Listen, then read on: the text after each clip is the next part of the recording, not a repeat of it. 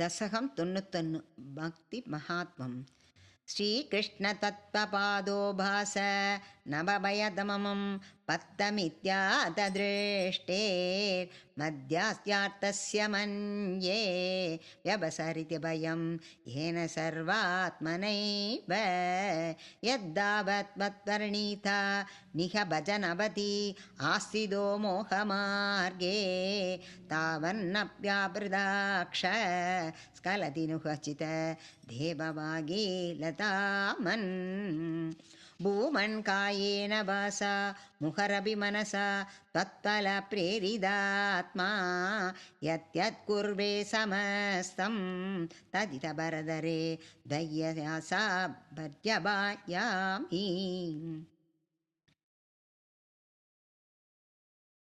जादद्गीबा स्वगीय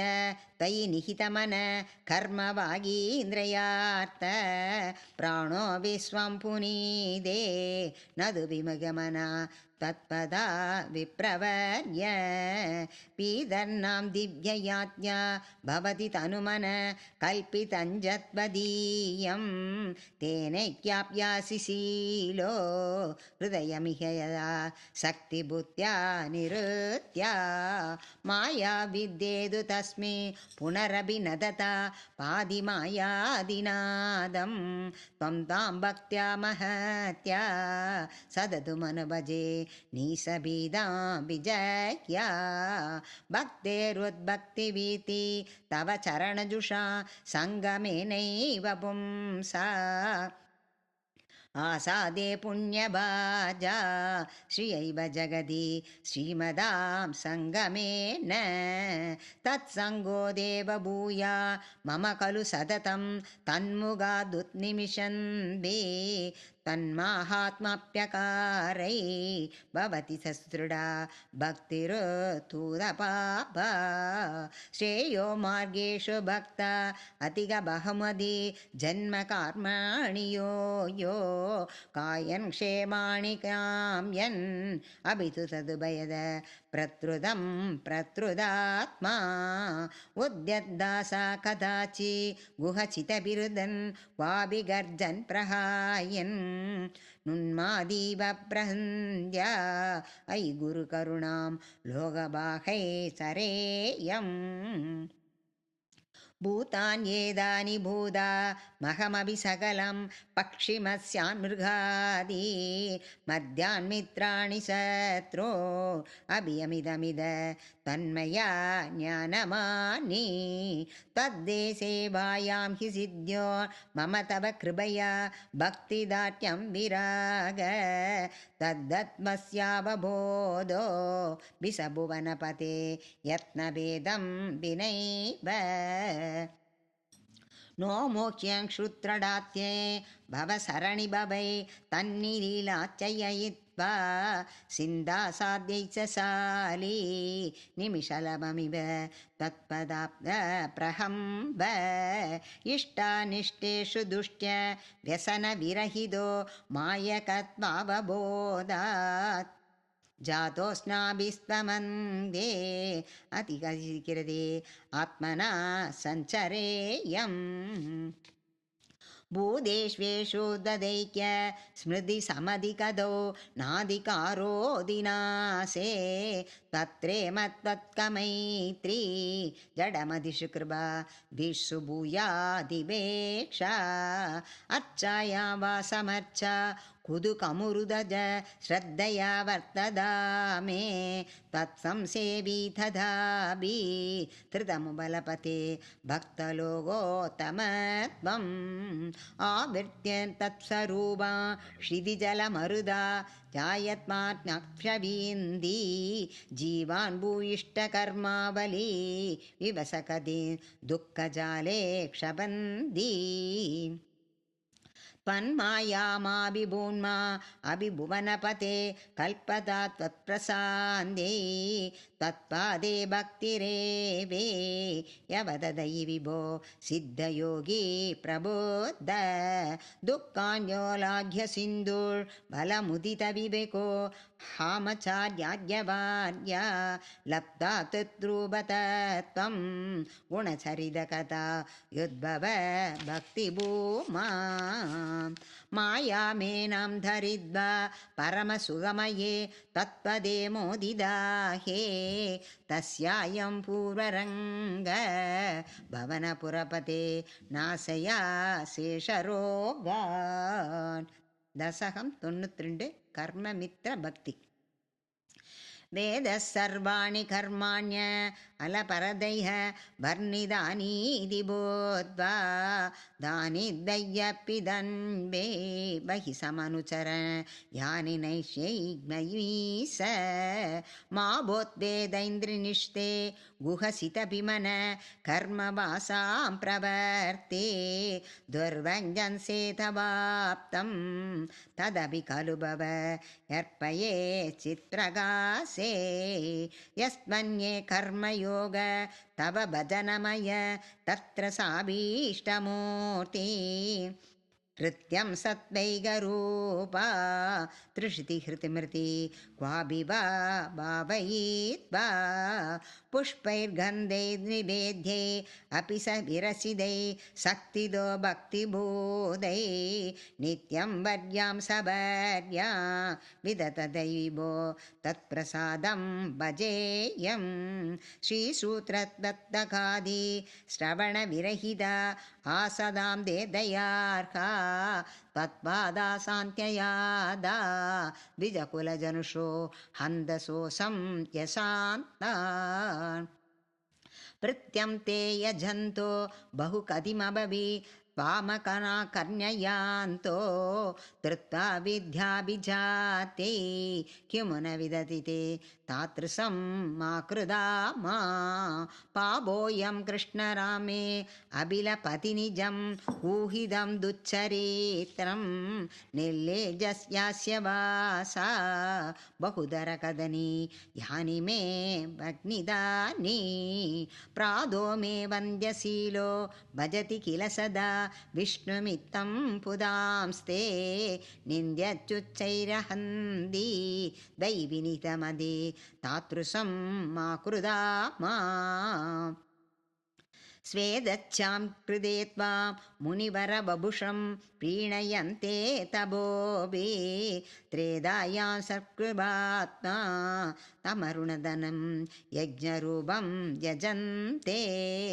स्वेन्दे तन्द्रमाक्रै विलसदरिकदं द्वापरे श्यामलाङ्गं नीलं सङ्कीर्तनात्यै इरदिकलिसमये मानुषा त्वां भजन्ते सोऽयं कालेय काले जयति मुररिभो यत्र सङ्गीत्यनात्यै नित्यैनैरेव मार्गै अखिलतनिसरा द्वापरसादं भजयन्ते जातत्रेरात्रिरात्मा अभिः किल कलौ सम्भवं कामयन्ते दैवात् तत्रैव जादा विषयविषरसे आभवो विज्ञयास्मान् भक्ता तावत्कलौन्य तिरमिलभुवि ददो पूरिसस्तत्र योच्छै कावेरीं ताम्रभर्णीम् अकुलकृतमला लाञ्जपुण्यं प्रदीशं हामां ये दत्तनब्दा ममभि सभविभो किञ्चिदन्त्रश्चरद्यै आशाभासै निबत्य प्रमयन भगवान् पूरदन् तन्निषेवा दृष्ट्वा धर्मतृहं तं कलिमवकरुणं प्राङ्मही क्षीत्रपरीक्ष दन्द्वं व्याकृष्टकट्को अभिनविनिहितवान् सारवेदी गुणां सा तत्सेवात्यासु सिद्धै असदिह न तथा त्वत्परेशैपिरूरै यद्दुप्रागेव रोगातिपिरहरदे तत्रहाः शिक्षयैनं गङ्गागीता सगायात् अभिस तुलसिगा गोपिका सन्दनं तं शालग्रामादिभूजा परपुरुषददै एकादशी नामवर्णा एदान्यष्टाभ्यदन्धा अभिकलसमये तत्प्रसादप्रभृत्या क्षिप्रं मुक्तिप्रदानी दयितदुर्शय देषु मां सञ्जयेदा देवर्षीणां पितॄणाम् अभिसन पुनरुणि किङ्करो वासमोबन् योऽसौ सर्वात्मनात्मं चरणमुगपद सर्वकृत्यानि हित्वा तस्योद्भन्नं विकर्म अखिलमवनुद सेव्यसिद्धस्तिदस्त्वं तन्मे बाबो तथा भवनपुरपते वृन्दी भक्तिं प्रणीय दशकं 93 चतुर्विंशति कुर्वः बन्धुस्नेहं विजह्यां तव हि करुणया वह्युभावे सदात्मा सर्वं त्यक्त्वा सरेयं सकलिमपि जगवीक्षमाया विलासं नानात्वात् प्रान्तिजन्या स्थिस खलु गुणशो क्षाभभेदो विदर्वा व्यासोदो वा कथं वा तौदीयनिहितमदेर्भीदवैषं युबोद्धै शूत्रन्नालोभमात्रे सततकृदिदयो जन्तवस्यन्त्यनन्दा देव्यो विज्ञानवत्वा पुरुष इह वर तज्जने दुर्लभैव तत्राध्यात्मात्मनस्य सुहृदय बिसरुभुर्यस्त्वयीन्यस्तसेदा तावो चित्तेरुबायं स्मृतिसहिकृद् स्वात्मवैरी तदोन्य त्वत्काराण्यप्रवर्ते कैव निहिगुरर्लोकवृत्ते विभूमन् सर्वाक्रान्ता विभूमि न हि सलदि दद क्ष्मणा शिक्षयेयं कृष्णीयामि स दत्त विषयपरिसये व्यप्रसक्तिं समीरा व्यावर्तत्वाञ्चमात्मनो मे गगनुकगुरुव सात्पादु निर्लेपद व्यात्तन्वाचात्मने मे गगनगुरुवर्षात् पादुके निर्लपाद स्वच्छास्यां भावनोऽसं मधुर उदगव भक्निवन्मस्मगृहाणां सावन्नीनो विदोषं तरुषितमविमा सर्वभूतेष्वेया पुष्टिर्नष्टिकलाना ससिन इवदनो आत्मनोऽस्तीति विद्या तोयादि स्मस्ममार्ताण्ड पदपि सदनुष् वेगदात् पर्प्सदात् स्नेहाद्यादास्तपुत्र व्यसनमृगदभो तायितो मास्मभूवम् प्राप्तं प्रासंसहेय श्रुतमपि सयुव सिन्धुव यामकाद मा बद्धां शोषितादो सिगिनि सलभव भृङ्गवत्सारभागी भूयासां किन्नु तत्त्व तसनवसा माहमीस प्रणेशम् मा भत्यासं तरुण्या खज इव वसया नार्जयेयं तनोगं हर्तान्यस्तं हिमात्वी हरैव मृगवा मामुहां रामगीदै नादस्य ज्येयभोज्ये जश इव पडिसे पिङ्गलावन्निरास सुभ्यां पर्तव्यगोक कुरर इव विभो सामिषोऽन्यैन्यहन्यै बध्ये त्यक्तमान सुगमदिसुशिवन् निस्सहायच्छरेयं कन्याया एकशेषो पलय इव विभो भज्जितान्योन्यघोष त्वच्चिद्दो नावबुद्ध्यै परमिषकृतिभ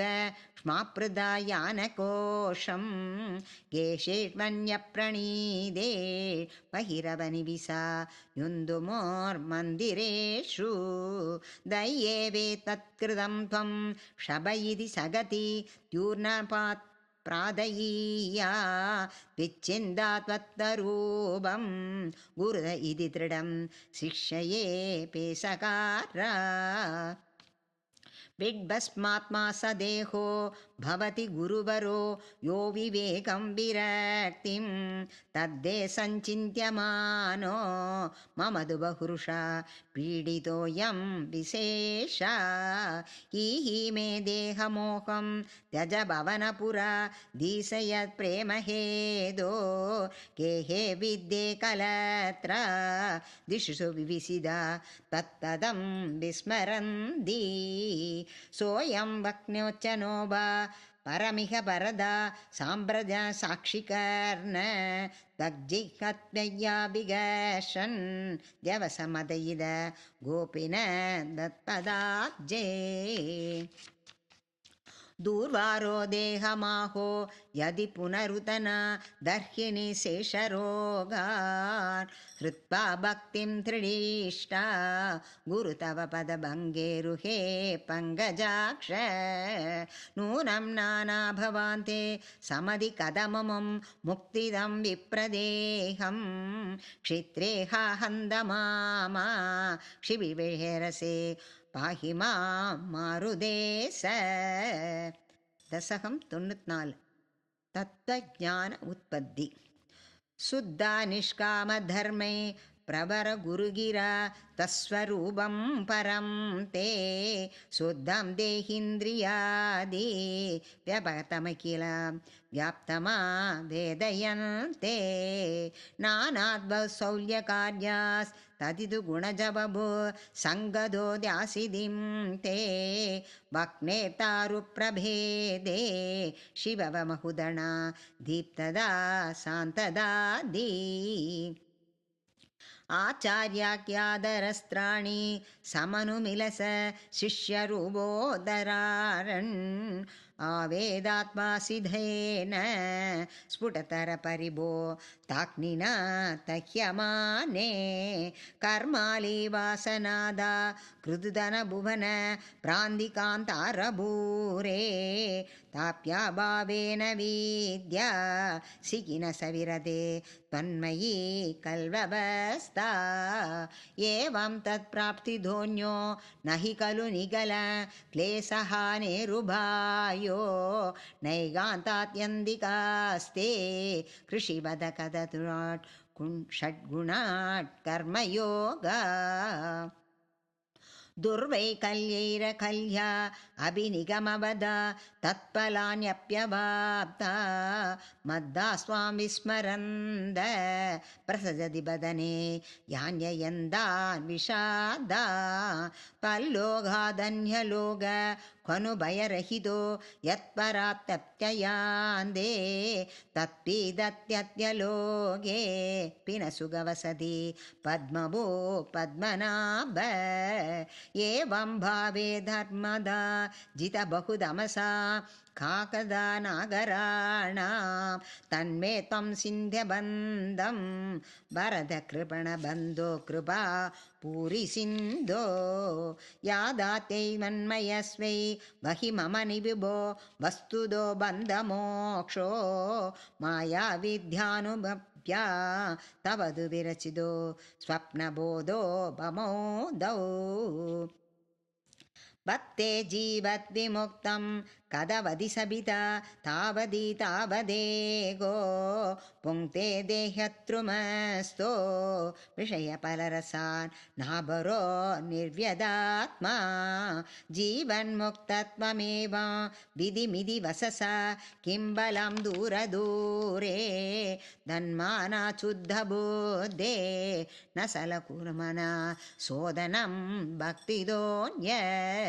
தன்மே விஷ்ணோ கிரிஷ்டா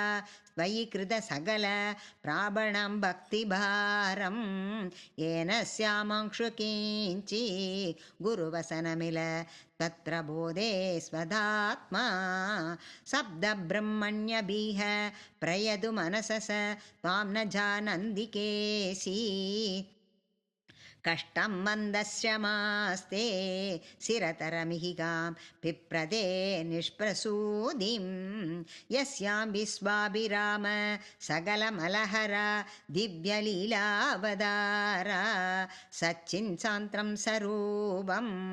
तव न किल तदिं तां न वासां प्रयासं यो यावान् यातृशोभा त्वमधि किमपि नै भावगच्छामि भूमन् नेवाञ्चानप्यभाव तदनुभजन मे भात्रये शैत्रवैरीन् विल्लिङ्गानां तदङ्घ्रि प्रियजनसदसां तर्चनस्पर्शनादि भूयान्मे तत्त्वभूजा नदिनिदुगुण कर्मनिगुर्त्यादरोऽभि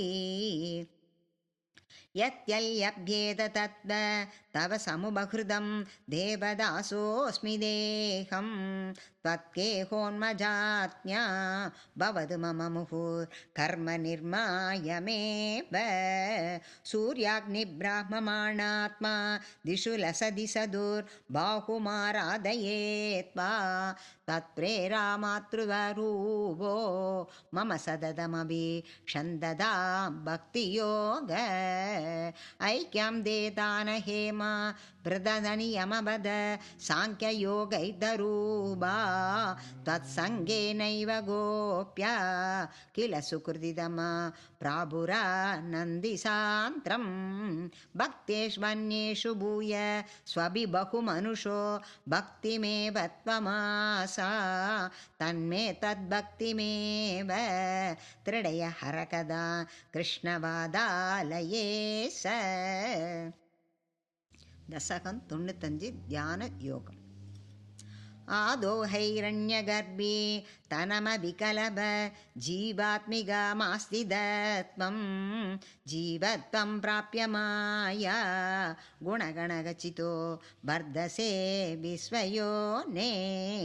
तत्रोद्वृद्धेन सत्त्वे नुदगणयुगलं भक्तिभावं कदेन चित्वा सत्तं सहित्वा पुनरनुबहितो वर्धिता हे त्वमेव सत्त्वोन्मेषात् कदाचि खलु विषयरसे दोषबोधे विभूमन् भूयोऽभ्येषु प्रवर्ति सतमसि रजसि प्राप्तदे दुर्निवार चित्तं दावद्गुणच्च कृतिदिमहमिति स्थानि सर्वाणि रोत्तुम् दुर्ये दिव्योगभक्ति चरणमिति भवा हंसरूपी न्यगादि सन्धि श्रेयांसि भूयांस्यभिरुचिपिदया कर्मिणा निर्मिदानि क्षुत्रानन्दा च शान्ता बहुविधकथया कृष्णदेव्यो भवेयु पञ्चाख्यादासहक्ये ननु महितमं श्रेयसां भक्तिमेघं तद्भक्त्यानन्दसूल्य खलु विषयजुषां सम्मदकेन वा स्यात् तद्भक्त्या दुष्टबुद्धे सुगमिह चरदो विश्यदुच्चास्य सा सर्वासु सौख्यमय्य सलिलगुहर्गिर एव दोयैकयं य सोऽयं कल्विन्द्रिलोकं कमलजभवनं योगसिद्धीश्वरहृत्या नागाङ्क्षत्ये ददास्ता स्वयमनुपतिते मोक्षसौख्येऽभ्यनीह त्वद्भक्तो वाक्यमानो विष विषयरसै इन्द्रिया चान्दिहेदो भक्ते वाक्रम्यमाणै पुनरपि कलुदै दुर्बलै नाभिजय्य सत्ता श्रीदीपदाचि अहि कलयदया पूरिदा प्रपञ्चं तद्भक्त्या योगदैवै तदैव प्रतहिति दुरिदं धूर्मद इन्द्रियाणा सिद्धात्रिभावमुच्चै बभुषि सबलगं हर्षपाष्पञ्जवीद्वा सिद्धं सुद्येत् कदं वा किमु बहुतपसा विद्यया विदभक्ते तत्कादास्वादसिद्धं जनसदसमरी मृज्जयामानो यमात्मा षट्रुर्विद्वत्सुक्षमं भजति ननु तदा व्यस्तया तर्कगोट्या ध्यानं देशीलयेयं समदनुसुखप तासनो नासिकाक्र न्यस्ताक्षापूरकाते जितितभवनवदा सिद्धबद्धन् भवाञ्जम् ऊर्ध्वाक्रं भावयित्वा रविविदुसिगिन संविचन्द्योपरिष्टा तत्र स्तम्भावयेत्ता स जलजलतर श्यामलं कोमलाङ्गम् आनीलक्ष्मणे केशं ज्वलितमगरसं कुण्डलं मन्दहास शान्त्रात्रं कौस्तुभश्री परिकदवनमा लोरुहारभिरामं लोरुहाराभिरामं श्रीवत्साङ्गं सुबाहुं मृदुलसदुदरं काञ्चन चायशेलं चारुस्निग्धोरुरम्बो रुहललितभवं भावयेऽहं भवन्तम् सर्वाङ्गे शङ्खरङ्घ कुदुकमितमुहु तारयन्निससीदं तत्राप्येक्त्रेययोज्ञे वदनसरसिजे सुन्दरे मन्दहासे तत्रालीनन्दुसेद परमसुगचित दैदरूपे वितन्वन् अन्यानो चिन्तयेयं मुहुरितसमुभा रूढयोगा भवेयम् इत्थं तद्ध्यानयोगे सदि पुनरणिमा अष्टसंसिद्धदस्ता दूरश्रुध्यादयोऽपि यहमहमिया सम्पदो मुरारे तत्सम्प्राप्तो विलम्ब वहमखिलमितं नात्रिये कामयेऽहं त्वामेवानन्दपूर्णं भवनपुरपते पाहि मां सर्वदा दशकं 96 भगवद् विबुध्य ज्ञानकर्म भक्ति योगासः तं हि ब्रह्मैव साक्षात् परमुरुमहि मन्नक्षाराणमगरा तारो मन्द्रेषु राज्ञा मणुरसि मुनिषु ब्रह्मभृगुर्नारदोऽपि प्रह्लादो दानवाना पशुषु ससुरभि पक्षिणा नैव देयो नागानामस्य नन्द सुरसरिदिपि स श्रोदसां विश्वमूर्ते ब्रह्मण्यानां बलिस्त्वं कृदुषु सुभजय ज्योतिवीरेषु पार्थो भक्तानामुत्तमस्त्वं फलमसि बलिनां तामतेजस्विनां त्वम् नासन्यन्त्वत्वबोधा विगसदस्ययं वस्तु सर्वं त्वमेवे तं जीवस्त्वं परानां यदिह भवरुते तन्न किञ्चे प्रपञ्चे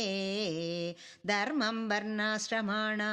श्रुतपदविहितं तत्प्रदैवेन भक्त्या कुर्वन्तो निन्द्रभ्रेगे विगसति सहने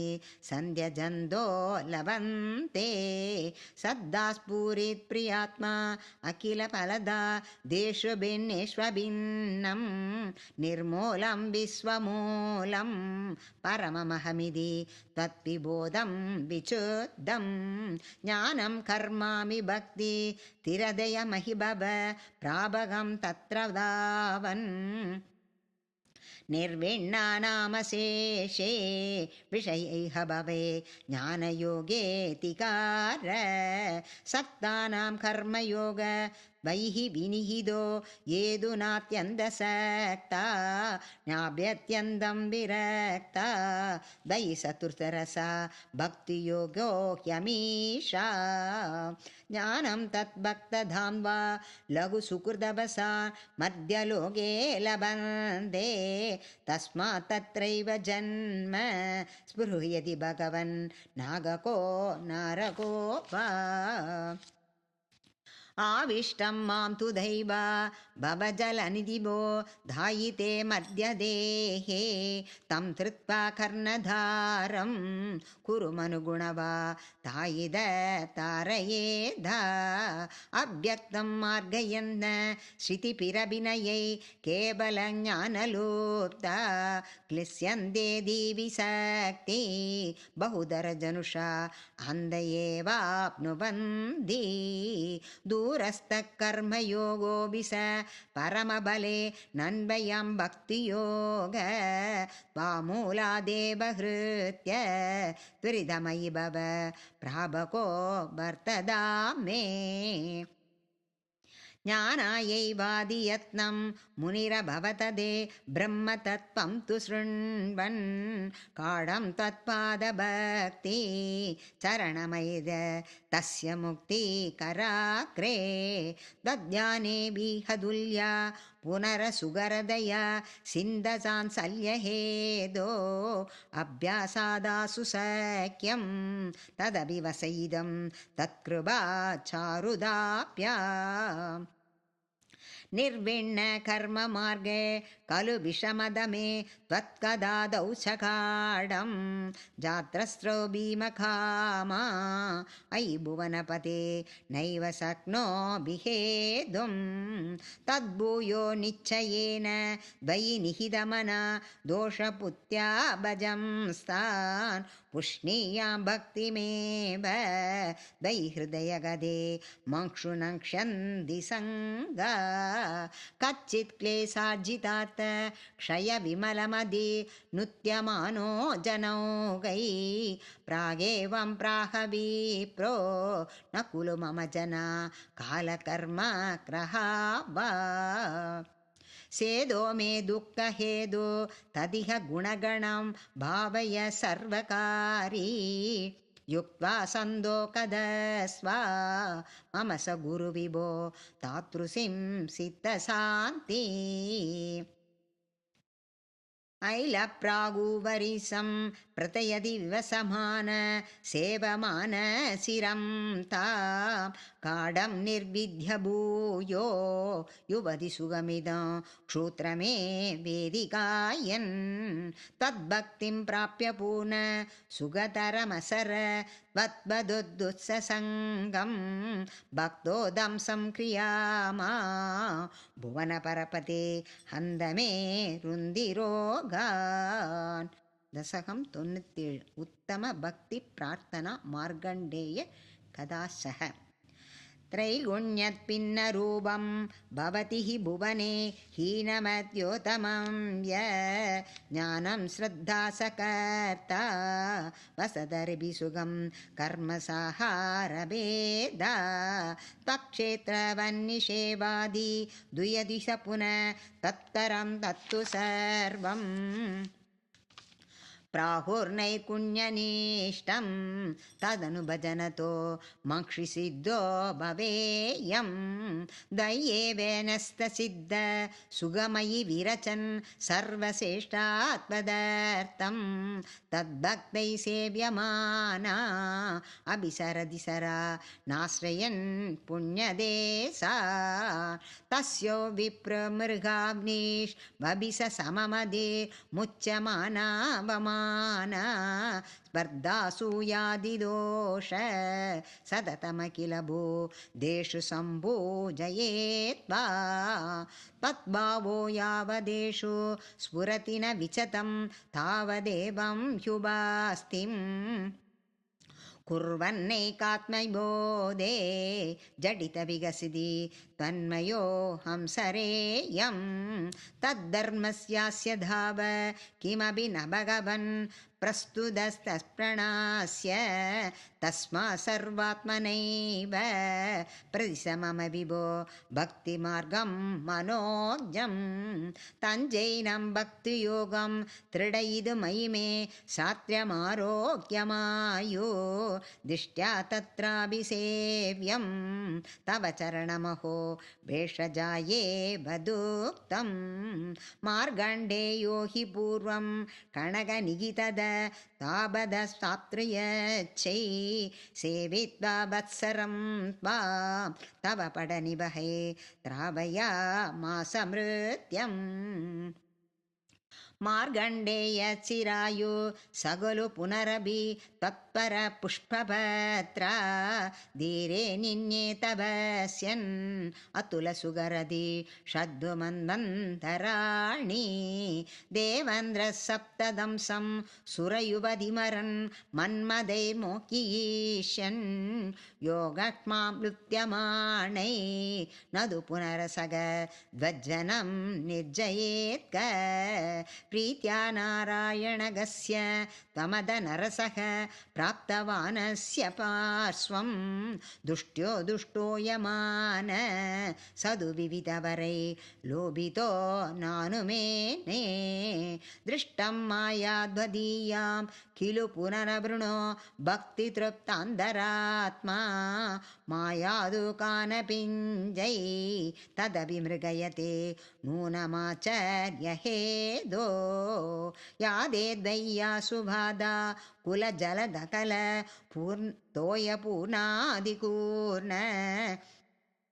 सप्तार्णो राशिमग्ने जगति सदुजले सम्प्रमन् वर्षकोटि तीनप्रष्टिष्टदूरे वडतलशयनं काञ्चिदाचार्यबालं त्वामेव श्यामलाङ्गं वदनसरसिज न्यास्तपादाङ्कुलीगं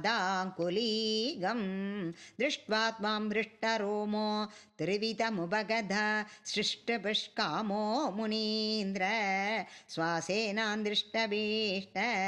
पुनरिह सकलं दृष्टवान् विष्टभौगम् भूयो बीचै वासबाधै बहिरनुबतितो विक्षदै तत्कडाक्षै मोदादाश्लेष्टुकाम दैविहितदौ स्वाश्रमे प्राक्पदासि कौर्यासार्थं तदक्रे पुरभि तदगद तत्प्रिया प्रेक्षणार्थी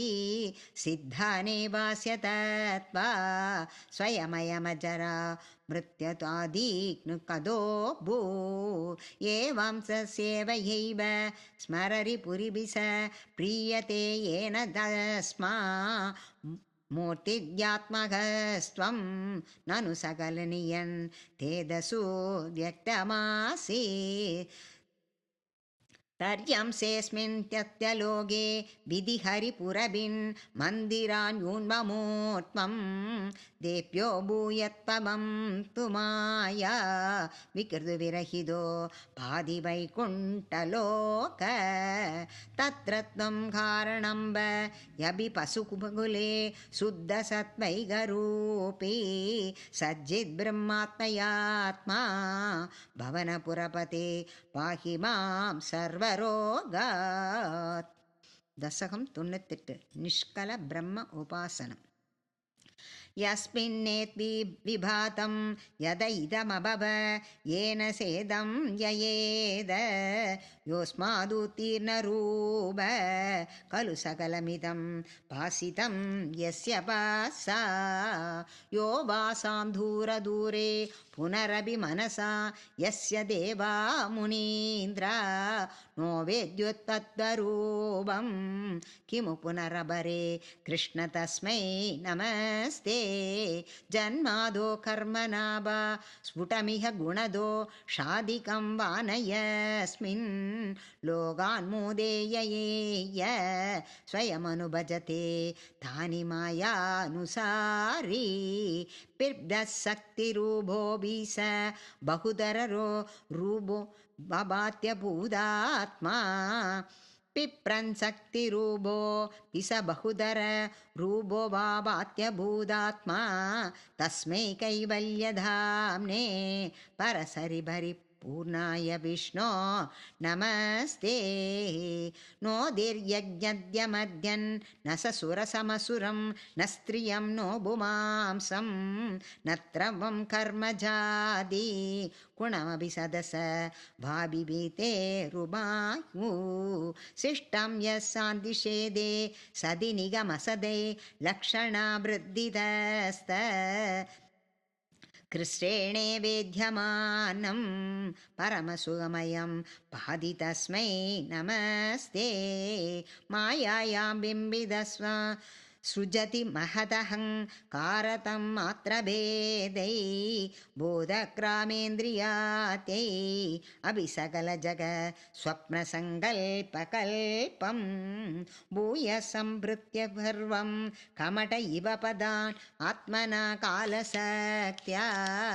गम्भीरे जायमाने तमसि विदमिरो पासि तस्मै नमस्ते शब्दब्रह्मेति कर्मेति अनुर्ति भगवान् कालयिद्यालबन्दी त्वामेकां विश्वहेतुं सकलमयदया सर्वदा कल्प्यमानं वेदान्ते यद्गीतं ऋषपरिचिददात् आभिदं तत्तुदत्वं प्रेक्षामात्रेण मूल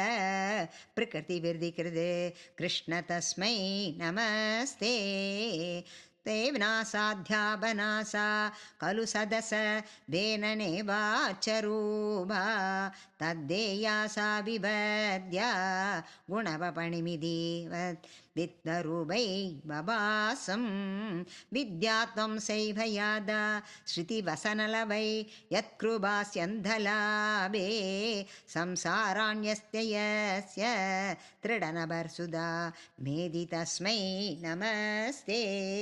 भूषासु स्वर्णवाद्ये जगति कडचरा वादिके मृत्तिकाव तत्ते सञ्चिन्त्यमाने स्फुरति तदनुमाम् आदिविद्यं बभूस्ते स्वप्नदृष्टं प्रभाते तिमिरलयविदो जीर्णरञ्जोत्ययत्म विद्यालाभे तदैव सुटमभिविकसे कृष्ण तस्मै नमस्ते यद्भीत्योदेदि सूर्यो दहितः स दहिनो वादिवायुस्तदान्ये यद्भीदा पद्मजात्या पुनरुसितपली नाहरन्देऽनुकालं येनैवारोपिताप्रा निजपथमभिते स्याविदारच्छपच्च तस्मै विश्वं नियन्द्रे वयमभिभवते कृष्ण कुर्म प्रमाणम् त्रैलोक्यं भावयन्तं त्रिगुणमयमिदं द्याक्षरस्यैकभास्यं तीर्षानामैक्यरूपं त्रिपिरभिनिगमै कीयमानस्वरूपं तिस्रेवस्ताविदन्तं त्रियुगजनजुषां त्रिक्रिमात्रं विसस्वं त्रैकाल्ये भेदहीनं त्रिपुरमहिनसं योगपदैर्भजेत्वं सत्यं शुद्धं विबुद्धं जयति तव वभो नित्यमुक्तिं निरीहं निर्वन्दं निर्विकारं निखिलगुणगण व्याज्जनातारभूतं निर्मूलं निर्मलं तन् निरवधि महिमो लासि निर्लीनमन्द निस्सङ्गानां मुनीना निरुपवमरा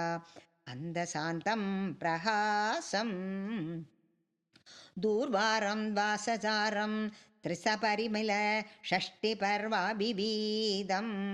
सम्प्राम्यत्क्रूरुवेगं क्षणमनुजगदा आश्चिचिद्यस्तान्तमानम् चक्रं देखालरूपं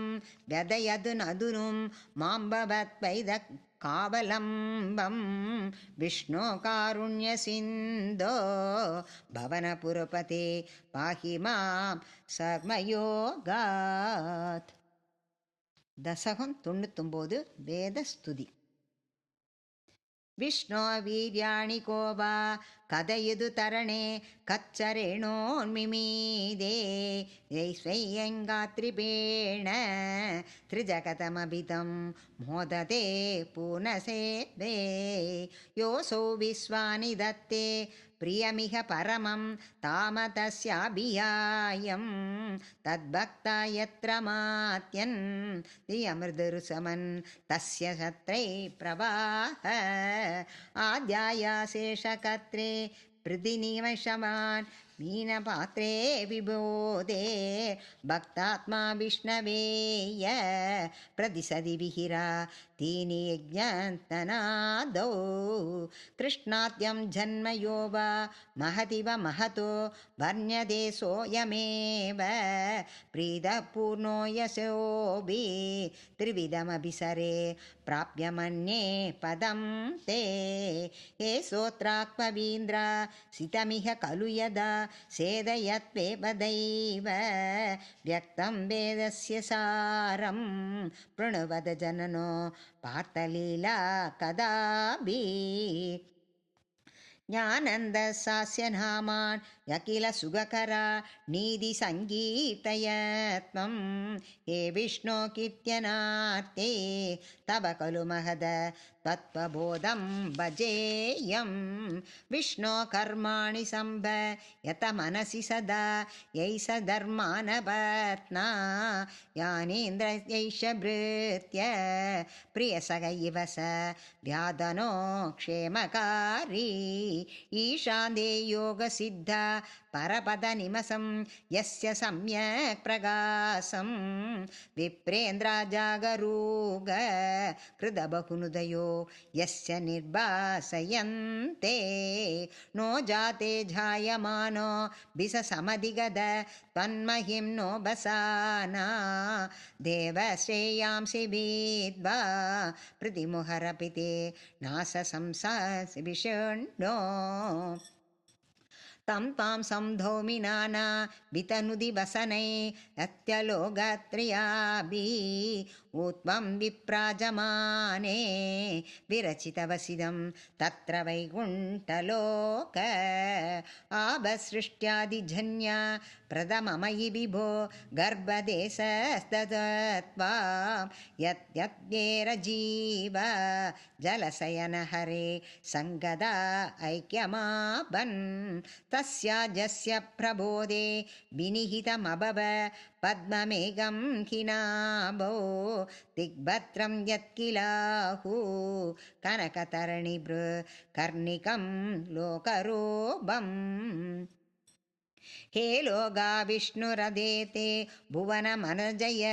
तन्न जानीत्ययूयं युष्माकं ह्यन्द्रसत्तं किमपि तदपरं विद्यते विष्णुरूपं निहारा प्राख्यमाया परिवृतमनसो मोहिता नामरूपै प्राणाप्रीतैकधृता शरदमकपरा हन्दने च मुगन्ते मूर्ध्मामक्ष्णाम्भधाना वहसि खलु सह राणि सम्पूर्य विश्वं तत्रोत्कर्म्याभिदिष्टन् परिमितविवरे पासि सिद्धान्तरेऽपि भूतं भव्यज्ञ सार्वं परपुरुषभवान् किञ्च देहेन्द्रियादि भाविष्टो ह्युद्धदत्वा त्रिमदमुखरसं सानुपङ्क्षे तवे मे यस्तु त्रैलोक्यरूपं तदतभिसदधो निर्गतो अन्धशुद्ध ज्ञानात्मा वर्धसे त्वं तव खलु महिमा शोभितावान् किमन्य साधोकस्ते बहायेव किल भुवनदया तृच्छदे दस्य कल्पं भूयिष्ठं सान्त्रमोदा मुखमरितददो पादि तस्मै नमस्ते अव्यक्तां दे स्वरूपं तुरतितकमदं तद्दु शुद्धैकसत्तं व्यक्तं साव्येतदेव स्फुटममृतसां बोधिकल्लोलतुल्यं सर्वो दृष्टाम्यभीष्टां तदिह गुणरसे नैव सिद्धं हरन्ति मूर्तिं ते संश्रयेऽहं भवनपुरपते पाहि मां कृष्णरोगात् मूर्तिं ते संश्रयेयं भवनपुरपते पाहि मां कृष्णरोगात् दशकं 100 केशापतिपादवर्णनम् अग्रे पच्चामि देचो निबटतरकल्ला यावलीलोभनीयं पीयूषाप्लाविदोऽहं तदुन तदुदरे दिव्यगैः सोरवेशं तारुण्यारम्भरम्यं परमसुगरसा स्वादरोमाञ्चिदाङ्गै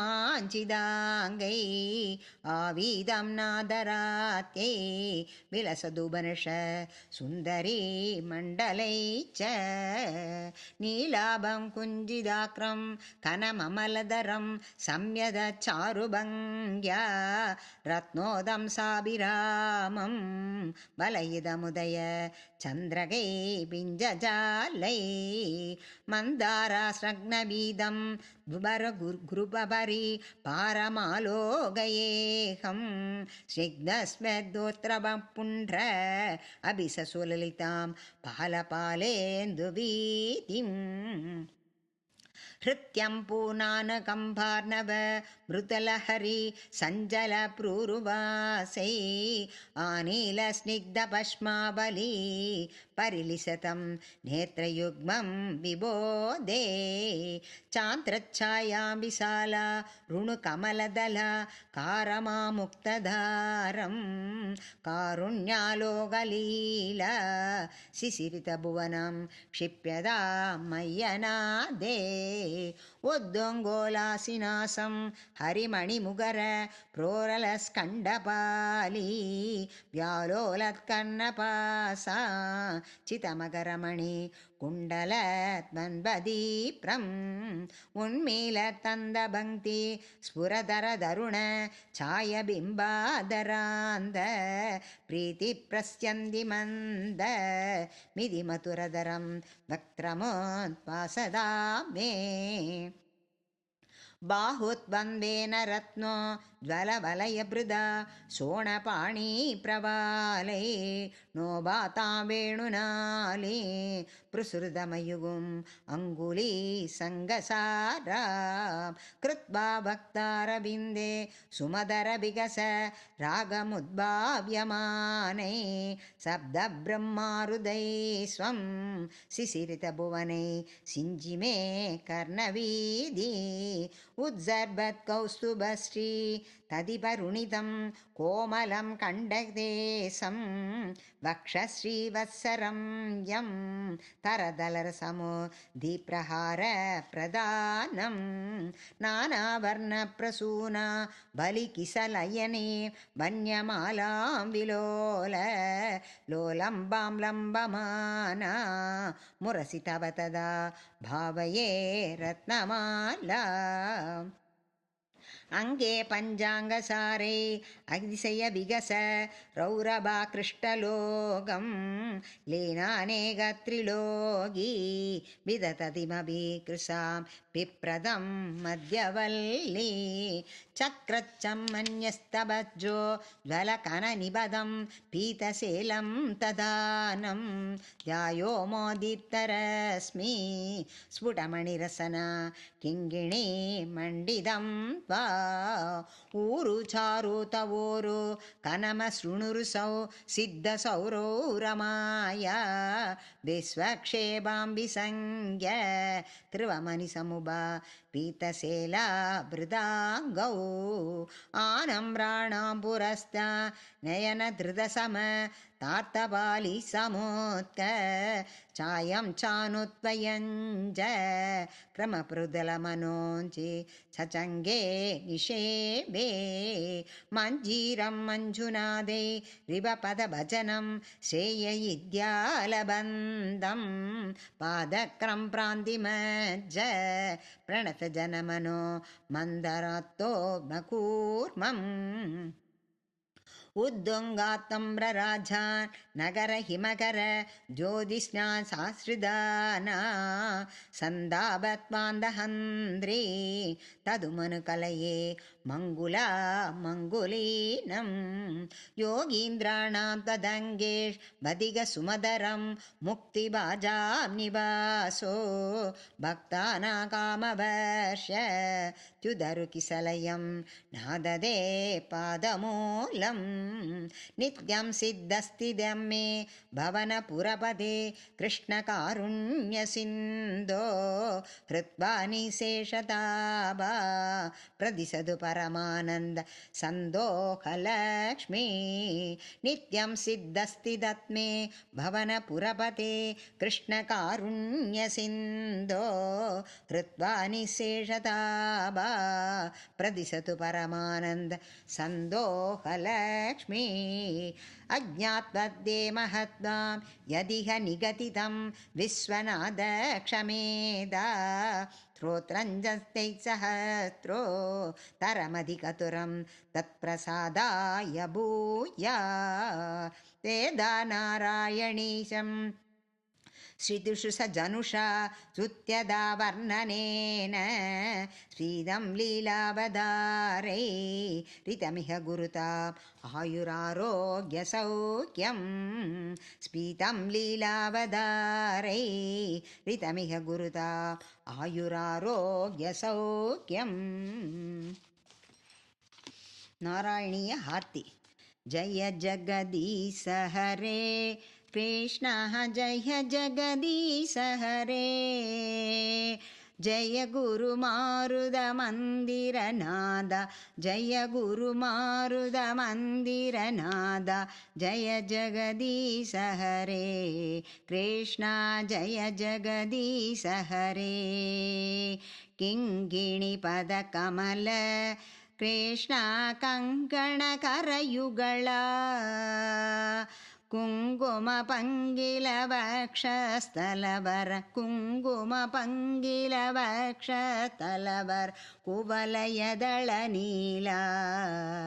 कृष्ण जय जगदीश हरे